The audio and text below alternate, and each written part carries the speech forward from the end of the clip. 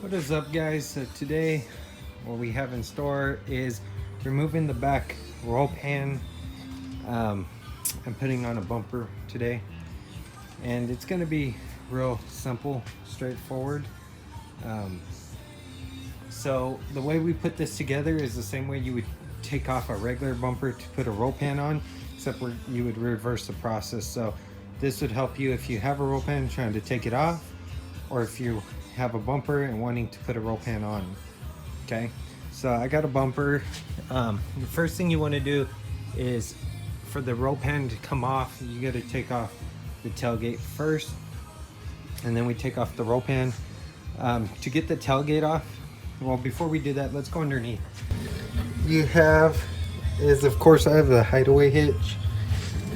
That was right there. But if you look on here, I have a spot weld right in here to hold it, and then probably one up there. Same thing with this side. And then these tabs are bent out to hold the Hideaway hitch, because if not, this roll pan would be free hanging at the bottom. So that's some things that you want to consider when buying a roll pan or taking one off, is how it's hinged at the bottom. Also, to take off your hitch, you're gonna have bolt there, and then you're gonna have your nuts up here. The other one may have an additional bolt, the smaller one, that kind of locks everything in too, so keep that in mind when taking your original one off. And basically that's it.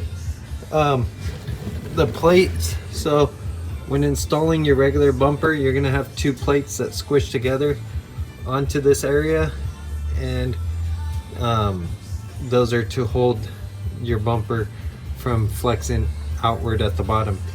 But for our bumper, since we have a roll pan, so I'm gonna take this one off, basically grind those welds off. And if you look up in here, there's a few bolts, and that's why we gotta take our tailgate off. So let's get that off first. And to get that off, you lower your tailgate. You're gonna have to lift up on it. It's kind of hard for me to do it with one hand, so I'm gonna use my knee. Lift up on it till this is perpendicular to the your tail light, and then you unhook it right there. Lower it. Bam. Just like that. If you have a newer Chevy truck, you're gonna have cables with a little clip that you gotta do the same thing to. So do that. Lower it.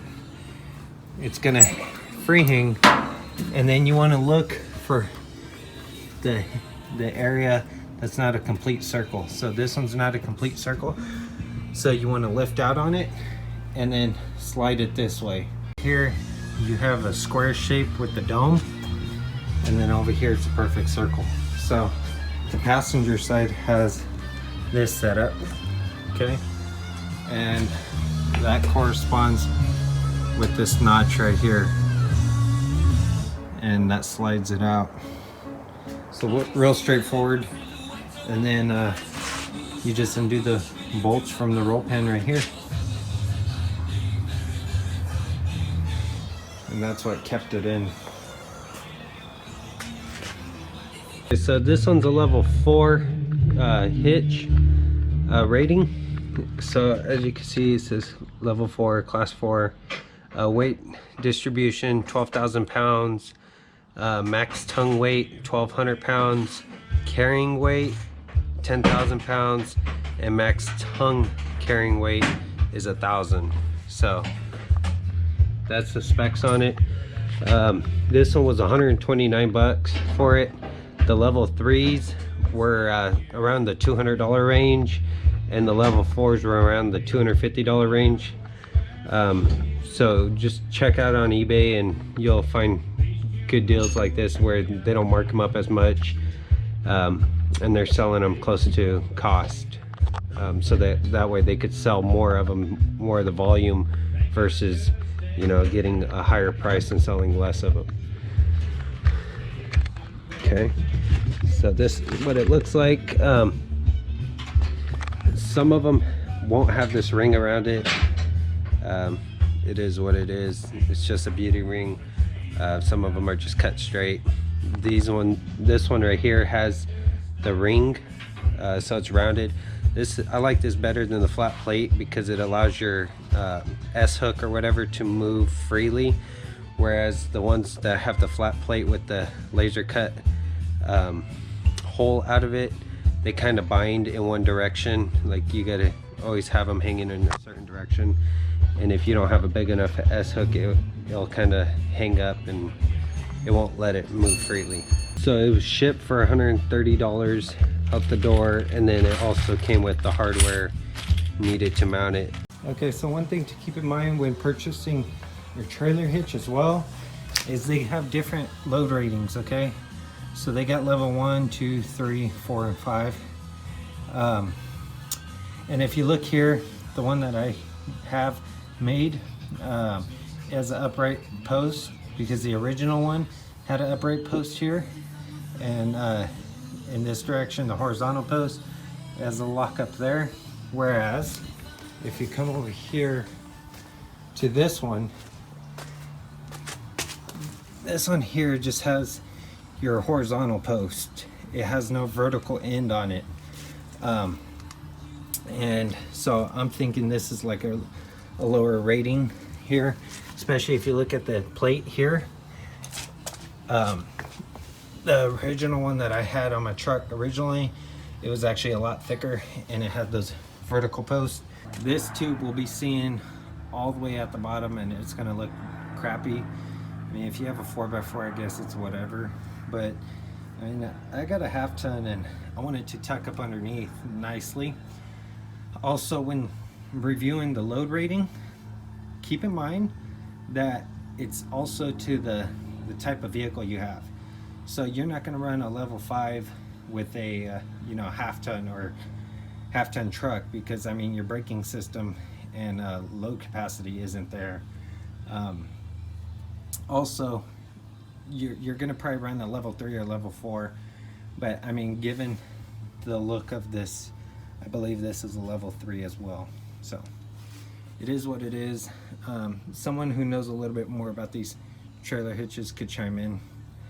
But yeah, I mean, I don't want that big old bar hanging underneath my truck. So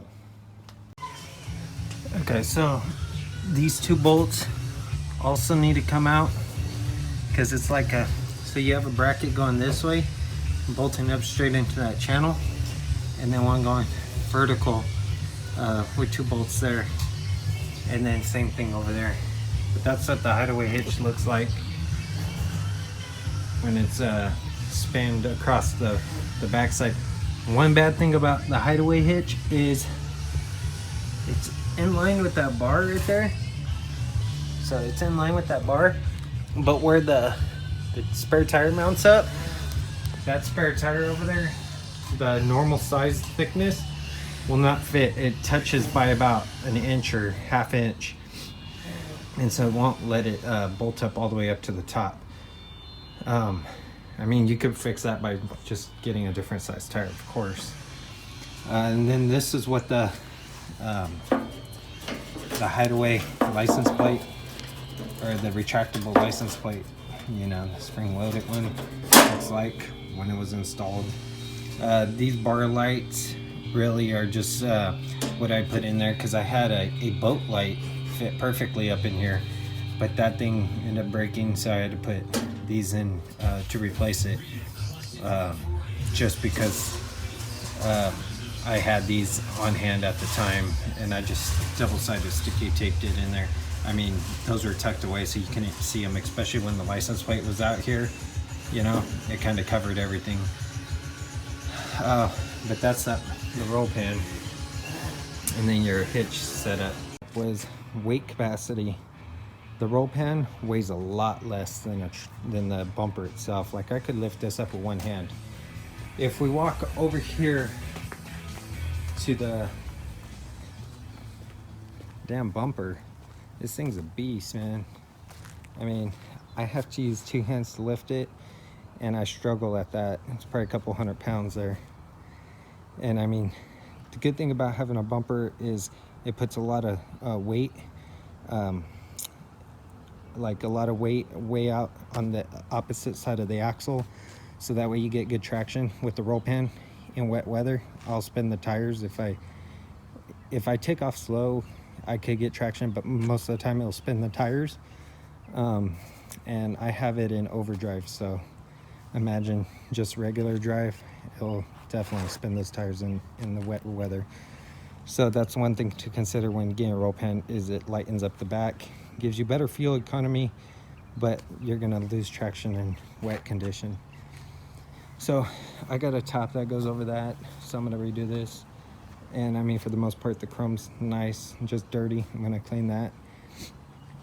And then these are the plates that the bumper requires. So you have 2 bolts here, 2 bolts here. You have 2 bolts on the side, and then 1 right here that bolts this thing up. If you don't take this bolt out, you're not going to take this off. I took those 2 out and thought I was done. That was not the case. And then of course your trailer hitch bolts up. So everything kind of makes one complete solid rigid system. Also, when looking at these, don't buy the cheap China ones. They're going to be lightweight and they're going to distort if you put weight on it, especially if you're trying to run the ball on this thing right here. It's going to bend it and you're going to end up ripping it off. So if you decide that you're going to tow something with this, I don't recommend it on the bumper itself, but if you're doing something lightweight, you could put it on the bumper, but make sure you get the OEM bumper, so that way you know that thing's strong enough. And of course you have your load rating and stuff on here. But yeah, I definitely wouldn't trust that over a hitch. Okay, so what you need to do is take off the brackets on here and mount them independently. And the reason for that is because this piece needs to slide in this channel, which will hit here. It needs to tuck up under there and lift up. And then the other one goes on the outside. Leave them loose so that way you can make adjustments. But also, this is what's going to hold you up. When you're taking off these things, that has to come out. That bolt up there has to come out. It's part of the shackle bolt on this side. You can see the shackle bolt up here. Okay, and that bolts into here, which locks that in. These are all 18 millimeters, and then you're going to need a 15 for that top one. You're going to need 1 on each end to take that off. So you're looking at 15 and 18 millimeters to install this bumper setup. All right, and then for the bolts that were on the roll pan, you're looking at, I mean, yeah, I guess it all depends, but you're looking at 7/16 bolts for that. And then those just went straight in, but I mean, I had to put those in myself, so 7/16 might not be what yours are, but 7/16 will work if you're looking to install something like that. Okay, so you're supposed to take out this little grommet here, pop it out. You're gonna need a mallet to pop it back in, and then you got to take off this, so that way you could slide it through here. You could push it out and then slide it through this, because if not, there's not enough clearance for you to get this tube through. And then you bolt it up, and then this is the clip that you got to take off. All you got to do is unhook the top of this, lift it up, and slide it. This will pop out. Okay, so what we have here is the little connector areas, these big ones, and some small ones. And basically, the small ones are not going to do nothing for you because your holes are big. So you rely on these larger tabs to grip into there. What I bought was these plastic nuts that cut into plastic. So that's what they look like. And these ones are the ones that bolt up to the 7/16. So they're 7/16 drive size. I don't know what the diameter is. The number is, let me see. So the number is ENA60. That's what these ones are. And I got an assortment pack, so there's a few other ones. But I'm gonna put those on so it cannot easily be taken off or fly off, especially going down the freeway. Sometimes these pop off on their own. Or someone pops it off and steals it. Okay, so I'm gonna notch this section out because there's a rivet that hits right here. And then on this side, I'm gonna notch it out because there's a bolt. The head hits right here. Because right here, there's the X frame and it goes diagonal to hold the spare tire. And that's what's interfering here and here. It's stupid. I think they did a universal design. And then also this kind of tapers in a little bit. So I'm gonna have to slot one of these holes on each side. So that way it could go and kind of fudge over a little bit. And that's why I think they give you these square plates, because that big hole up there, there's a large hole up there and it's not in line with the factory hole. So keep that in mind when you're getting a budget trailer hitch. You may have to make some modifications, but I mean, it saves me $100, and I don't mind saving the $100 to do some modification. It's not like I'm gonna use this to the full capacity, since this is a 1/2 ton, not a 3/4 ton or a 1 ton. So it's not gonna be able to use the capabilities that this thing's rated at level 4 anyway.